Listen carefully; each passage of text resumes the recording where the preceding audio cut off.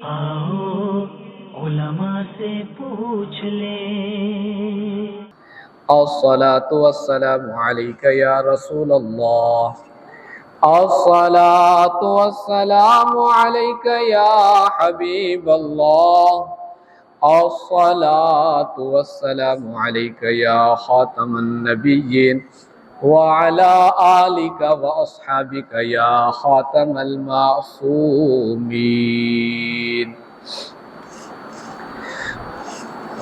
अल्लाह तबारक व तआला जल्ल जलालुहु व अम्म नवालुहु व शाना आज़मुहु ये हमदो सना मैं हुज़ूर नबी अकरम नूर मुजस्सम शफ़ी मुअज़्ज़म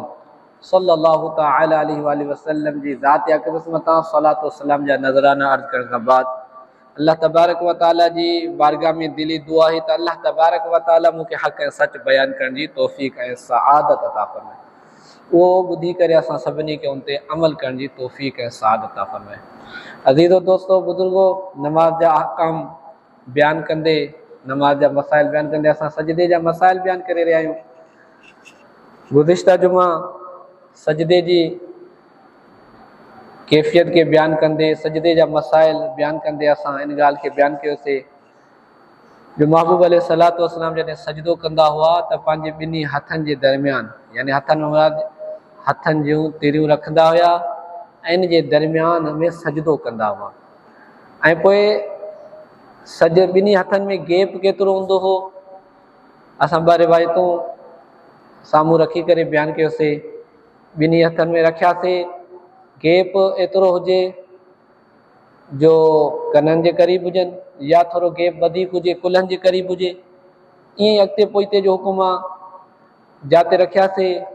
या कननि जे क़रीब हुजनि या थोरो हेठि कुल्हनि जे क़रीब हुजनि। इहो सजदे में हथ रखण जा अहकाम आहिनि।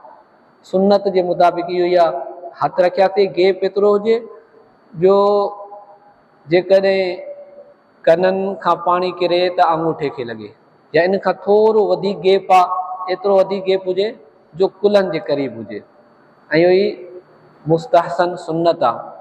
जेकॾहिं कोई मजबूरी जे तहत इन खां वधीक हथ रखे करे सजदा थो करे या अॻिते पोइते थो करे, शरीर तौर ते उनजो सजदो थी वेंदो। ठीकु आहे, बिला उज़ुर बि जेकॾहिं कोई का तकलीफ़ न आहे, कोई बि हिकिड़ो हथु हेॾे हिकिड़ो हथु सजदो थो करे, घणो हथनि में फ़ासिलो आहे, या के हिते रखी करे मुंडी अॻिते कंदा आहिनि, सजदो कंदा आहिनि, हेठि हूंदा आहिनि हथ ऐं चेहरो जेको आहे घणो अॻिते हूंदो आहे, सजदो थी वेंदो। ठीकु आहे, सजदे जे लाइ इहो यादि रखो, पेशानी जो लॻणु ऐं पेरनि जो लॻणु त फ़राइज़ में शामिल आहे। ठीकु आहे, बाक़ी सुन्नत तरीक़ो इहो आहे जॾहिं हथु रखूं, हथनि में गैप एतिरो हुजे कननि जे दरमियान या गैप एतिरो हुजे थोरो वधीक कुल्हनि जे दरमियान, कुल्हनि जे जेतिरो फ़ासिलो हुजे। ईअं हेठि अॻिते पोइते जो आहे, जिते रखियासीं कननि जे क़रीब हुजनि, जंहिंजे करे थोरो हेठि रखियासीं कुल्हनि जे क़रीब हुजनि। इन खां बाद सजदे जा ॿिया बि मसाइल खोड़ आहिनि, उहे बयानु कंदासीं। हिन वक़्तु इहो बि ज़रूरी मसइलो आहे, काफ़ी हज़रात कंहिंखे ख़बर हूंदी आहे, कंहिंजी तवजो न हूंदी आहे त जॾहिं सजदे में वञूं त पेरनि जी तरफ़ तवजो हुजे ऐं पेरनि जो ख़ुसूसी तौर ते एहतमाम हुजे। नमाज जे हालत में काफ़ी हज़रात जेके आहिनि पेर अहिड़े तरीक़े रखंदा आहिनि, आङुरियूं जेके हूंदा आहिनि या पेट ज़मीन ते लॻियल न हूंदा आहिनि, बल्कि हीअं रखे छॾनि, पुठियूं जेके आहिनि इहे लॻियल हूंदियूं आहिनि, ऐं इन सां सजदो बातिल थी वेंदो आहे। त जॾहिं असां सजदो करूं, जेके अहकाम बयानु कया उहे साम्हूं रखंदे ऐं महबूब अलैहिस्सलातु वस्सलाम जी अहादीस खे साम्हूं रखे असां बयानु कंदासीं त पेरनि जे अतराफ़ जो लॻण सजदे जी हालत में बि लाज़मी आहे। ठीकु आहे न, सजदे में पेरनि जूं जेके आङुरियूं आहिनि, आङुरियुनि जो जेको पेट आहे इहो ज़मीन ते लॻियल हुजणु घुरिजे सभिनी जो, ऐं इन जो जेको तवजो आहे, इन जो जेको मुंहुं आहे काबे जी तरफ़ हुजे। इहो बि अहादीस मां असांखे ख़बर पवे थी। मसाइल बयानु कंदासीं। सही बुखारी मां 812 नंबर हदीस वरी बयानु करां थो, पहिरियों बि करे आयो आहियां, छो हिकु हदीस मां काफ़ी मसाइल जे मसले जी तरफ तवज्जो ॾियारींदमि, हदीस के बयान करे उन लफ़्ज़नि जी भी तरफ तवज्जो कराईंदमि। हिन वक़्तु पेरनि जो मसलो आहे, पेरनि जी तरफ तवज्जो हुजे, कीअं रखणा आहिनि। सही बुखारी में 812 नंबर हदीस आहे जो महबूब अलैहिस्सलातु वस्सलाम फरमाइनि उमिरतु अन अस्जुदा अला सबअति आज़मिन, मूंखे हुकुम ॾिनो आहे मां 7 हॾियुनि ते सजदो करियां। असां ये बयान कईसीं पेशानिया अलल जबहती ऐं महबूब अलैहिस्सलातु वस्सलाम पंहिंजे हथ सां पंहिंजे नक जी तरफ़ इशारो कयो। ईअं ई ॿई हथ आहिनि, ॿई गोॾा आहिनि ऐं इन में लफ़्ज़ आहिनि वो अतराफिल क़दमैन, ऐं कदमनि जा जेके अतराफ़ आहिनि, जेके पंजा आहिनि, मूंखे हुकुम थियो त मां इन्हनि ते सजदो करियां। यानी महबूब अलैहिस्सलातु वस्सलाम बयान फरमाइनि था जॾहिं सजदो करियूं त पेर न, पेरनि जा जेके अतराफ़ यानी पेरनि जा जेके पंजा आहिनि, पेरनि जूं जेके आङुरियूं आहिनि, इहे ज़मीन ते लॻल हुजनि, इन जो मूंखे हुकुम ॾिनो वियो आहे त इन हाल में मां सजदो करियां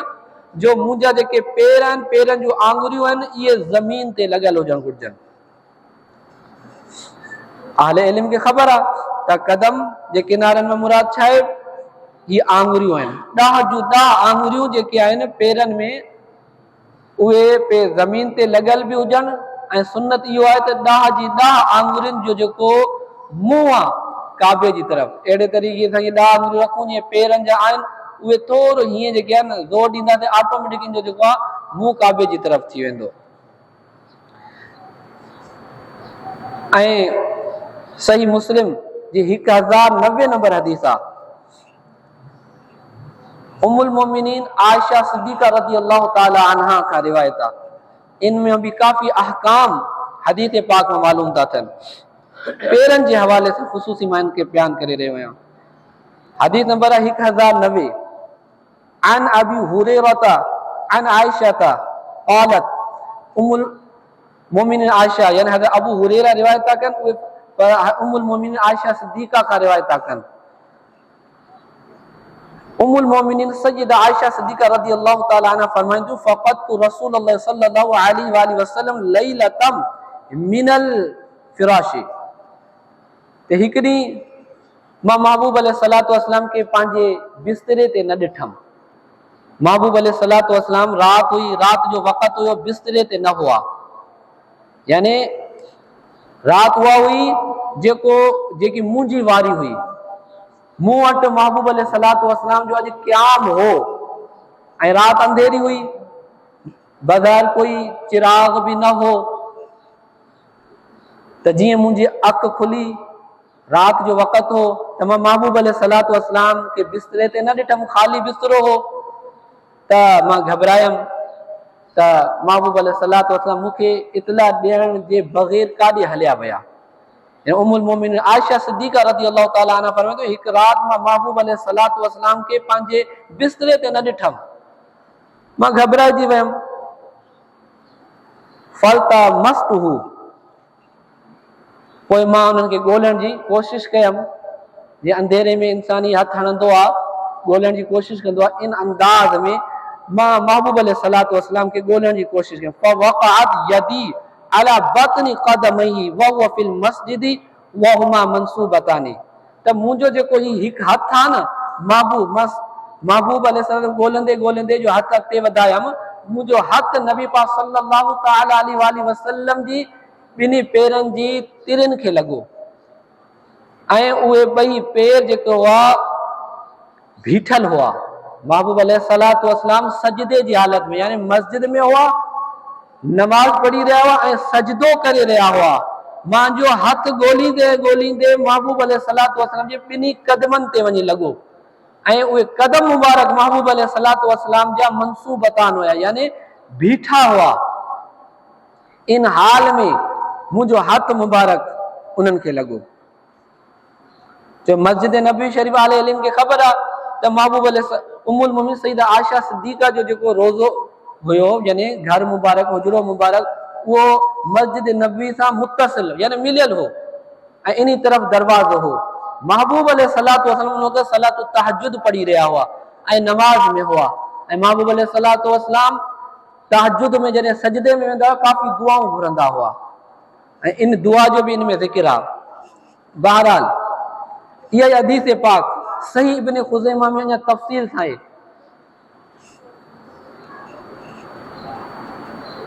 उहे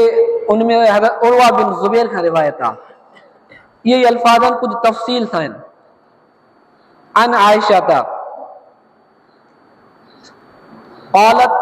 आयशा तो ज़ौज नबी सल्लल्लाहु अलैहि वसल्लम फ़क़त रसूलुल्लाह सल्लल्लाहु अलैहि वसल्लम व कान माई अला फ़िराशी। उम्मुल मोमिनीन सय्यदा आयशा सिद्दीक़ा रज़ियल्लाहु तआला अन्हा फरमाइन थियूं त हिकड़ी मां महबूब अलैहिस्सलातु वस्सलाम के पंहिंजे बिस्तरे ते न ॾिठमि फ़वजदतुहु साजिदन मां जो हथ वधाए अॻिते कयमि त महबूब अलैहिस्सलातु वस्सलाम इन हाल में मूंखे मिलिया मां उनखे इन हाल में महसूस कयमि ॾिठमि जो महबूब अलैहिस्सलातु वस्सलाम सजदो करे रहिया हुआ रासन आक़िबैहि महबूब अलैहिस्सलातु वस्सलाम जा जेके ॿई खुड़ियूं मुबारक हुयूं ये मिलियल हुयूं करीब करीब हुयूं मुस्तक़बिलन बिअतराफ़ि असाबिहिल क़िबलति ऐं महबूब अलैहिस्सलातु वस्सलाम जा जेके पेर मुबारक जूं जेके आंगुरियूं हुयूं वो इन तरह सां पेर ज़मीन ते लॻल हुयूं जो उन्हनि जो जेको बतन आहे बिअतराफ़ि असाबिही यानी महबूब अलैहिस्सलातु वस्सलाम जी आंगुरियुनि जो जेको अतराफ़ हुयो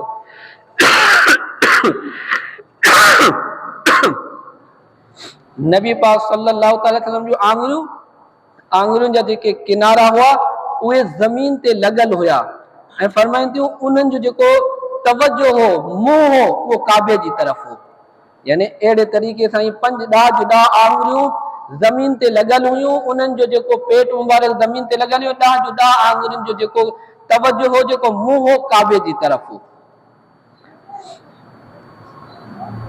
इन हदीस पाक मां काफ़ी अहकाम ख़बर पवनि था इन हिकु त इहो जॾहिं सजदे में वञूं अहनाफ इन हदीस पाक मां इहो इस्तदलाल कयो आहे त हदीस पाक में आहे त उम्मुल मोमिनीन आयशा सिद्दीक़ा रज़ियल्लाहु तआला अन्हा फरमाइनि थियूं त जॾहिं महबूब अलैहिस्सलातु वस्सलाम ॻोल्हींदे मुंहिंजो हथ मुबारक महबूब अलैहिस्सलातु वस्सलाम जे ॿिन्ही पेरनि मुबारकनि खे लॻो हिकु हथ ॿिन्ही पेरनि खे लॻो मुंहिंजो हथ नबी पाक सल्लल्लाहु तआला अलैहि वसल्लम जे ॿिन्ही पेरनि खे लॻो ये मैं बार बार रिपीट थो करां जो ये इमाम आदम अबू हनीफा जी दलील जा अल्फाज आहिनि इहे त जॾहिं असां सजदे में वञूं सुन्नत इहा जो असांजा पेर जेके हुजनि न करीब करीब हुजनि उलमाए किराम इन हदीस पाक जे इन अल्फाज के साम्हूं रखंदे नतीजो कढियो आहे मसलो बयान कयो आहे त जेकॾहिं महबूब अलैहिस्सलातु वस्सलाम जा पेर करीब न हुजनि पेरनि जे दरमियान घणो फ़ासिलो हुजे आहे घणी विथी हुजे आहे घणो गैप हुजे आहे त पोइ हिकु हथ जेको आहे न ॿिन्ही पेरनि खे न लॻे आहे हिकु हथ हिकु पेर खे लॻे आहे जॾहिं मां उम्मुल मोमिनीन आयशा सिद्दीक़ा रज़ियल्लाहु तआला अन्हा फरमाइनि थियूं त मुंहिंजो हथ ॿिन्ही पेरनि खे हिकु हथ ॿिन्ही पेरनि खे लॻो त इन जो मतिलबु इन जो मफ़हूम हीअ आहे त महबूब अलैहिस्सलातु वस्सलाम जॾहिं सजदे में वेंदा हुआ त पेर करीब करीब हूंदा हुआ यानी इन में त रासन जो ज़िक्र आहे यानी सफ़ा करीब हूंदा हुआ ऐं जेके पेरनि जो जेको आंगुरियुनि जो तवज्जो हूंदी हुई उहा काबे ॾे हूंदी पेरनि जी जेके आंगुरियूं आहिनि उनजो पेट ज़मीन ते लॻल हूंदो ऐं करीब करीब हूंदी हुई इहो ई सुन्नत आहे जो हाणे असां अंदाज़ो करूं त हीउ जेको पेर आहे ॿिन्ही हथ जेकॾहिं पेरनि खे लॻे त पेर केतिरो करीब था थी सघनि इहो ई सुन्नत तरीक़ो आहे जॾहिं सजदे में वञूं हिकु त असांजो जेका पेरनि जूं आंगुरियूं आहिनि ज़मीन ते लॻल हुजणु घुरिजनि ऐं उन्हनि जो जेको मुंहुं आहे काबे जी तरफ़ हुजे ऐं ॿिन्हिनि पेरनि जे दरमियान घणो फ़ासिलो न हुजे जेकॾहिं कोई करे थो त सजदो त थी वेंदो ख़िलाफ़ सुन्नत आहे लेकिन सुन्नत हीअ आहे त करीब करीब पेर हुजनि त इहो ही सुन्नत जे मुताबिक़ आहे इन हदीस पाक मां हिकु इहो मसइलो बि मालूम थियो त जॾहिं सजदो करियूं सजदे में पेर आंगुरियुनि ते बि पेर जे आंगुरियूं ज़मीन ते बि लॻल हुजणु घुरिजनि ऐं आंगुरियुनि जो जेके क़िबलो आहे आंगुरियुनि जो जेको मुंहुं आहे उहो काबे ॾे हुजे ऐं पेर जेके आहिनि घणो जुदा जुदा न हुजनि बल्कि करीब करीब हुजनि जेको जेतिरो करीब करे सघे थो इहो अफ़ज़ल औला आहे त इहा ई सुन्नत जे मुताबिक़ आहे इन्ही खे ई साम्हूं रखंदे इमाम आज़म अबू हनीफा अहनाफ उलमाए किराम ही बयान जो महबूब अलैहिस्सलातु वस्सलाम सुन्नत में सॼो आंगुरियूं क़िबले जी तरफ़ हुई त हर आले इल्म खे ख़बर आहे त पेर में हिकु पेर में 5 आङुरियूं थींदियूं आहिनि ऐं पंजनि जो जेको अक्सर हिसो थींदो आहे 3 थींदो आहे ऐं शरीयत जो उसूल आहे उलमा इकराम फरमायो लिल अक्सरी हुक्मुल कुल जेको अक्सर वारो हूंदो आहे न उहो कुल जे हुकुम में हूंदो आहे त हाणे ईअं जेकॾहिं कंहिं 5 मां पेरनि जूं 3 आङुरियूं बि उन जूं ज़मीन ते लॻी वियूं आङूठे सां गॾु ॿियूं आङुरियूं 2 माने 3 आङुरियूं जेकॾहिं ज़मीन ते लॻियूं उनखे बि सजदे में पेर ज़मीन ते रखण जी फज़ीलत मिली वेंदी सुन्नत ही आहे जो असां जॾहिं सजदो करियूं 5 ॿिन्ही पेरनि जूं यानी 10 आङुरियूं ज़मीन ते लॻल हुजणु घुरिजनि ऐं उन्हनि जो जेको मुंहुं आहे काबे ॾे हुजे पर जेकॾहिं कंहिंसां इहा कंडीशन न आहे कंहिंजूं 3 आङुरियूं यानी आङूठे सां गॾु 2 ॿियूं आङुरियूं यानी 3 आङुरियूं ज़मीन ते लॻल आहिनि ऐं उनजो क़िबलो उनजो जेको पेट आहे क़िबले जी तरफ़ आहे त उनखे बि सजदे करण जी जेकी सआदत हासिल थी वेंदी घटि में घटि 2 पेरनि जूं 3 आङुरियुनि जो ज़मीन ते लॻणु इहो ज़रूरी आहे हिकु जो लॻणु फर्ज़ आहे 3 जो लॻणु वाजिब आहे पर हाणे जेकॾहिं कोई सजदो ईअं थो करे जो सिर्फ़ 2 आङुरियूं आङूठे सां गॾु हिकिड़ी आङुरी सिर्फ़ सजदे में ज़मीन ते लॻण आहे शरी तौर ते उनजो सजदो न थींदो त इन जे करे जॾहिं सजदे में वञूं त इन ॻाल्हि जो बि एहतमाम करियूं जो अल्लाह तबारक व ताला असांखे तौफ़ीक़ ऐं सआदत था फरमाए नमाज़ पढ़ण जी त हाणे मुंहिंजी नमाज़ महबूब अलैहिस्सलातु वस्सलाम जे तरीक़े जे मुताबिक़ थिए इन जे करे जॾहिं असां सजदो कयूं ॿिया अहकाम सां गॾु जॾहिं पेर ज़मीन ते हुजनि हक़ त ही आहे जो असां पाण खे आदी कयूं जो 10 आङुरियूं ज़मीन ते लॻल हुजणु घुरिजनि थोरो ज़ोर ॾियूं जीअं उन्हनि जो जेको पेट आहे काबे जी तरफ़ थी वञे पर जेकॾहिं 3 लॻियूं बि उनखे बि उनजो बि सजदो शरी तौर ते थी वेंदो यानी उनजो बि सम्झो पूरो पेर लॻो पर जेकॾहिं 3 खां घटि लॻई 2 लॻियूं त उनजो शरी तौर ते सजदो न थींदो हाणे इन मां उहे माण्हू सम्झनि जेके सजदे में वेंदा आहिनि उहे आङुरियूं रखंदा आहिनि आङुरियूं जूं पुठियूं लॻियल हूंदियूं आहिनि सजदे में वेंदा आहिनि सजदे में तवजो न हूंदी अथनि पेरनि जी पेर जूं त आङुरियूं हीअं रखणु घुरिजनि पर उन्हनि जा पेर हीअं रखियल हूंदा आहिनि शरी तौर ते उन्हनि जो बि सजदो न थींदो हीअं पेर रखणु अगरचे पेर रखिजे थो शरी तौर ते इहो पेर रखणु नथो छो जो हदीस पाक में महबूब अलैहिस्सलातु वस्सलाम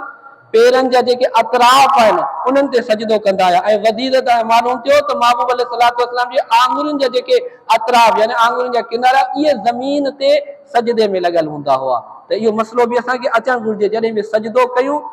त पेशानी बि ज़मीन ते लॻे नक बि सजदे ज़मीन ते लॻे हथनि जे दरमियान सजदो करणो आहे अहिड़े तरीक़े सां जो असांजे पेरनि जूं 10 आङुरियूं ज़मीन ते लॻल हुजणु घुरिजनि ऐं जेको आहे उन्हनि जो जेको मुंहुं आहे काबे जी तरफ़ हुजे हथ बि असांजा काबे जी तरफ़ हुजनि इन हाल में असां सजदो कयूं इंशाअल्लाह मज़ीद जेके सजदे जा अहकाम आहिनि उहे बि इंशाअल्लाह बयानु कंदासीं सजदो जेको सुन्नत जे मुताबिक़ असां ते लाज़िमी आहे हक़ आहे त अल्लाह ताला तौफ़ीक़ ॾिनी आहे नमाज़ पढ़ण जो अल्लाह ताला जो एहसान आहे यादि रखो कोई बि नमाज़ पढ़े थो कंहिं ते एहसान न कंदो पाण ते एहसान कंदो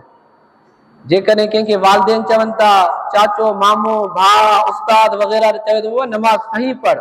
ऐं उनजे बावजूद बि उहो पंहिंजी मर्ज़ी ते जीअं अचे थी पढ़े थो न उहो पंहिंजे पीउ माउ ते एहसान कंदो न ॿिए कंहिं ते एहसान ऐं नमाज़ पढ़ी करे अल्लाह ताला ते बि कोई एहसान या ग़लति पढ़ंदो अल्लाह ताला जो कोई नुक़सान न सही पढ़ंदासीं पंहिंजो फ़ाइदो आहे पाण ते एहसान कंदासीं जेकर ग़लति पढ़ीसीं बि पंहिंजो नुक़सान आहे पंहिंजे लाइ असां जेको आहे न अल्लाह ताला तौफ़ीक़ बि ॾिनी जन्नत खे हासिल करण जी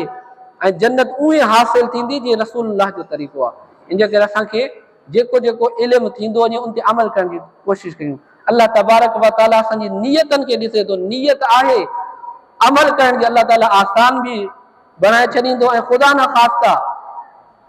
असांजी इन खां पहिरियों वफ़ात थी वई त पोइ ईअं सम्झो असांखे हदीस ते अमल करण जी तौफ़ीक़ मिली वेंदी छो जो इन्नमल आमालु बिन्नियात अमलनि जो दारोमदार नियतनि ते हूंदो आहे की नियत करे छॾी अॼु हुनखे इल्मु थियो या मुस्तक़बिल में थियो या माज़ी में थियो जीअं नियत कई मां हाणे ईअं नमाज़ पढ़ण जी कोशिशि कंदुमि या जे इन खां अलावा मसाइल ख़बर पई उन नियत करे छॾी त हाणे सम्झो नियत जो उनखे अजर सवाबु मिलंदो ऐं इन खां अमल खां पहिरियां फ़ौत थी वियो त उहो इन ॻाल्हि ते फ़ौत थींदो ॼण उहो उन हदीस ते अमल करण वारो हूंदो बाक़ी नियत न अथसि उहो ई ज़हन अथसि बाबा जीअं मां पढ़ंदो ईंदो आहियां भली हदीस में जेको कुझु आहे मां पढ़ंदुमि पंहिंजी मर्ज़ी ते त उहो पोइ पंहिंजी क़िस्मत के चवे। अल्लाह अज़्ज़ व जल खां दुआ आहे त असांखे महबूब अलैहिस्सलातु वस्सलाम जी सुन्नत जे मुताबिक़ तरीक़े जे मुताबिक़ नमाज़ पढ़ण जी तौफ़ीक़ ऐं सादत अता फ़रमाए। जिन हज़ार सुन्नतूं न आहिनि पढ़ियूं सुन्नतूं अदा करे वठूं। वमा अलैया इल्लल बलाग।